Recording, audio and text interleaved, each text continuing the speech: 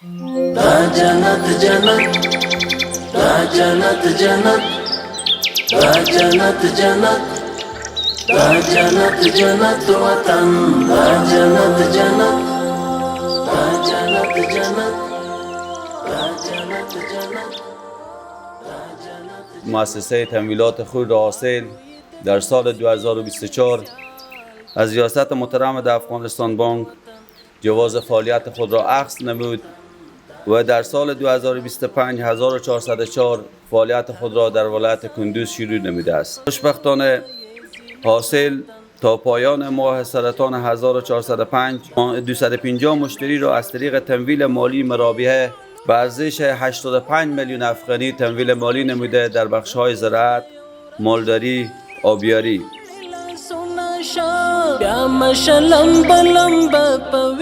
موږ د سلام محصول چې نن د افتتاح دا اول ځل موږ پیلو او په دې سره به حاصل وړو تمویلات مؤسسه لومړنۍ وړو تمویلات مؤسسه چې افغانستان کې د سلام محصول شروع کړي. د سلام محصول نه زموږ څو هدفونه دي چې یو د خانانو ته د نغدو پیسو ارائه کول چې دوی به خپل مشکلات حل کړي او په مقابل کې دینه موږ کوم خام مواد اخلو یا زراعتي محصولات چې دینه موږ اخلو دا بیرته موږ خرڅوو، یعنې کیدای شي په هغې کې موږ تاوان وکړو یا ګټه وکړو، خو موږ د دهقان ضرورت مخکې باید رفع شي. نو یو هدف دا دی چې دهقان ته نغدې پیسې ورسیږي، مشکلات ضرورت یې رفع شي.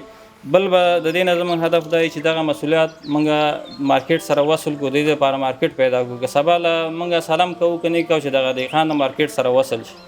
دریم هدف زموږ دا وي چې دغه فابریکې یا میلونه چې په کندوز ولایت کې فعالیت کوي یا په ټول افغانستان کې چې کله موږ سلام شروع کوو چې دغه میلونو ته د زراعت د لارې موږ خام مواد برابر کړو. دهقانان موږ په هغو برخو کې تشویق کړو چې کومه مواد ته ډېر ضرورت دی، دغه فابریکې ورته ضرورت لري، هماغه برخې موږ تقویه کړو تر څو د فابریکو ته خام مواد برابر شي او د فابریکې په وچلېږي. بېرته په دې فابریکو کې به هم د همدې ولایت بچیان کار کوي او خلکو ته به د کار زمینه برابروي. او څلورم هغه چې اساسي هدف دی هغه دا دی چې دې طریقې سره موږ قرار انشاءالله د خپل زراعت میکانیزه کوو. اوس که تاسو موږ تاسو وګورو په زراعت کې تر ټولو غټه ستونزه زموږ دا ده چې موږ ستاسو زراعت میکانیزه نه دی. یو وخت دهقان یو جنس وکري او محصول چې کله فصل ورسیږي نو هغه ضرورت بازار هغونه نه وي لکه څومره چې تولید شوی وي. هغه دهقان مجبوریږي چې په ډېر کم قیمت باندې وپلوري چې حتی خپل تاوان یا مصرف چې کړی هغه هم لاسته نه راځي.